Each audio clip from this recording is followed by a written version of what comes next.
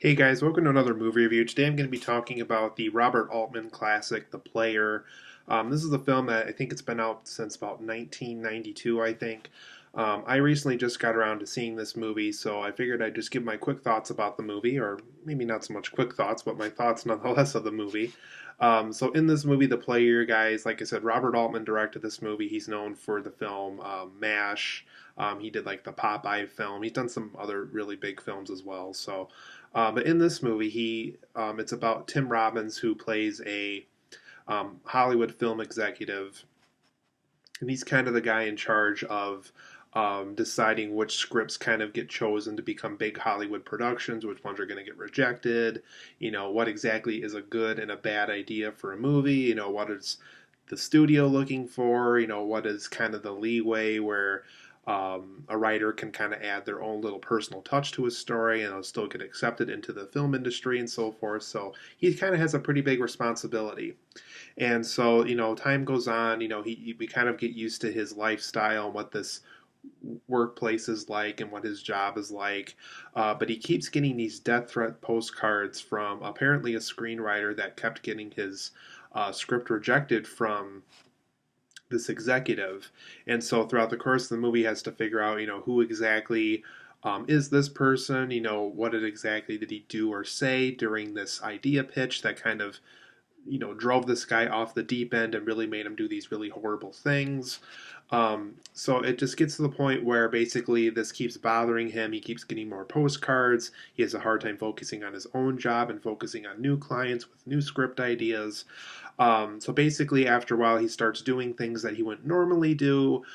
This relationship he has with somebody at his job is kind of starting to go away. They're really not seeing each other. They have no problem going on business trips and being away from each other. And so a series of events happens where like I said, he starts doing things that he doesn't normally do.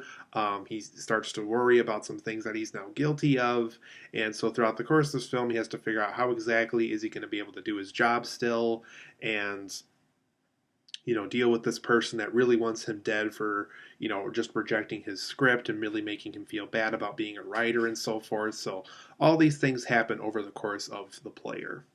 So overall, guys, I liked The Player. I know when you go onto like sites like Rotten Tomatoes or you watch some of Siskel and Ebert's older videos about this movie, there's a lot of critics, especially back then, who absolutely loved this movie. They went absolutely crazy over it. I liked this movie. I didn't completely love it. It's definitely an idea that I think is really interesting for a movie. I like the idea of The Player. Its execution, however, there's parts about it that I wasn't completely in love with, but I liked a lot of aspects about the movie regardless. So for my positives and negatives of The Player, I liked how it captured the Hollywood executive lifestyle. You really got the impression that Tim Robbins, his character lived a very busy life. He had to make tough decisions. He has to really think creatively on his feet of what exactly a good and a bad script is for a movie. They really made sure that this guy really had a lot on his plate and had to go to lunches all the time and have meetings and have to decide what kind of meeting with this person and this person is he going to go through with, how is he going to cancel this one, how is he going to replace a time or find a new time with this other client and so forth. So I like how they captured that Hollywood executive lifestyle that they gave his character. There's also a couple fun cameos in this movie. However, I am going to come back to this when I reach my negatives. But as far as the fun cameos go, I think the one with Bruce Willis, where he's kind of in this film that gets made, that gets approved of by Tim Robbins, kind of how he shows up within that movie that they eventually make is pretty fun. Angelica Houston has a role in this, just like a cameo, obviously. Cher, John Cusack, Julia Roberts. There's a lot of really famous people who show up in this movie. For the most part, some of their cameos are fun, but like I said, I am going to come back to this in my negatives for something that I didn't like about some of these cameos. I also like how this film does make the point about kind of the truth behind script choices that happen in Hollywood. Kind of how, at one moment somebody is dead set about, really changing the rules of their script and really making sure that it has a tragic ending that's going to leave audiences in tears by the end of the movie. But by the time it goes in production, they have test screenings, they have producers look at it, they have the director and writer look at the movie.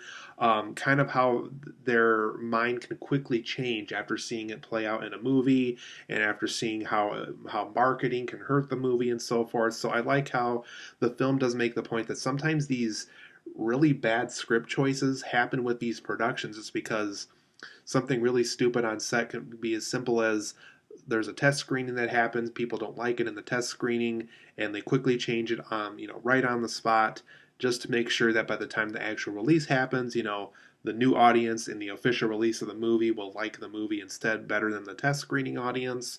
So I like how they kind of go over the truth behind script choices in Hollywood. I also really liked Tim Robbins' performance in this movie. Like I said, I really liked that busy executive Hollywood lifestyle that he had. He just portrayed the character very well. I like how he really felt believable in the sense that he kind of had a good idea what a good and a bad script was. He asked the right questions to people. How he worked with his clients, I thought was very interesting in this movie. So I really liked his performance in this. This was before the Shawshank Redemption, so huge thumbs up. Not quite as good as his Shawshank Redemption role, but still a very good performance from him regardless. I also like the use of Hollywood, not only the Hollywood landscape, but the California landscape in this movie. They go through Pasadena, Los Angeles, and a couple of other big places in the California area. And they definitely have a great use of this landscape, even when simply characters are just driving down the road, taking a phone call. Robert Altman makes sure that these shots really look good in his movie. So I like the California landscape use within this movie.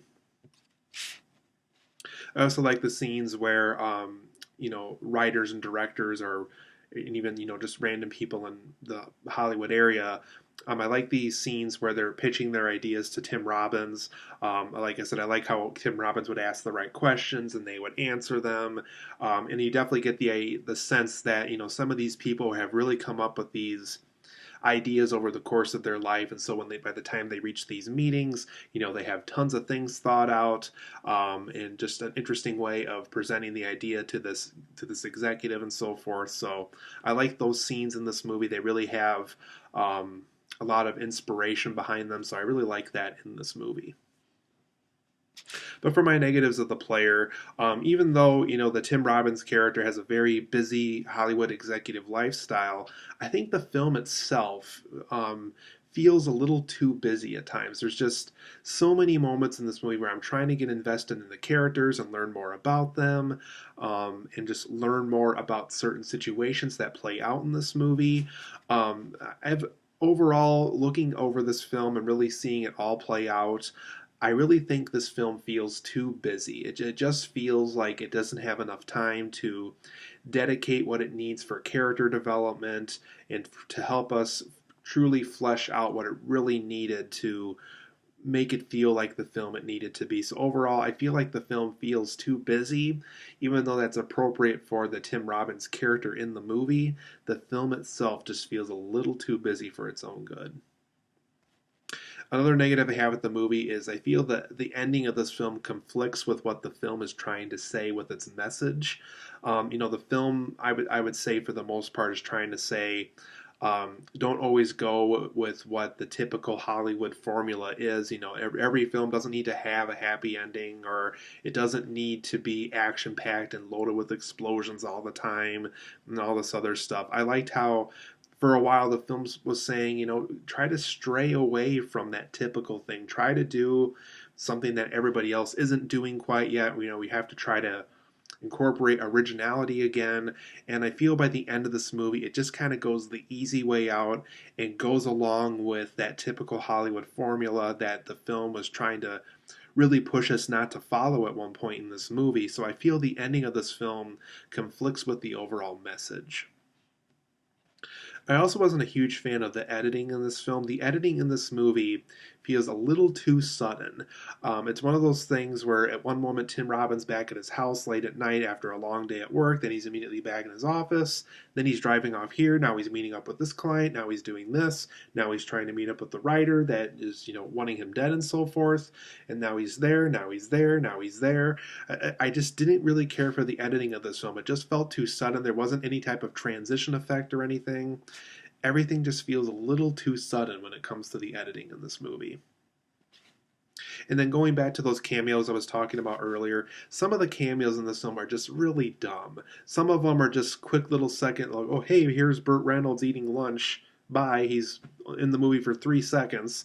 I think another one, too, that was pretty quick and stupid was. I think it was Gary Busey and Nick Nolte both had really quick cameos in the movie. They literally are just walking down like a red carpet event or something. Like that's literally all we see them do. Like they walk down the red carpet and now they're gone. So they're just stupid little cameos like that where it's just like that really wasn't worth that person's time and money to just quickly walk across the screen for 2 seconds. So some of the cameos felt kind of dumb, but like I said, like some of them, like the Bruce Willis one, the Julia Roberts one was pretty good, and like the John Cusack and Angelica Houston one, like at least those they have something to do with those. At least I thought, but yeah, but especially the Gary Busey and Nick Nolte one, those are completely wasted and bad. So some of the cameos were just kind of wasted and stupid in this movie.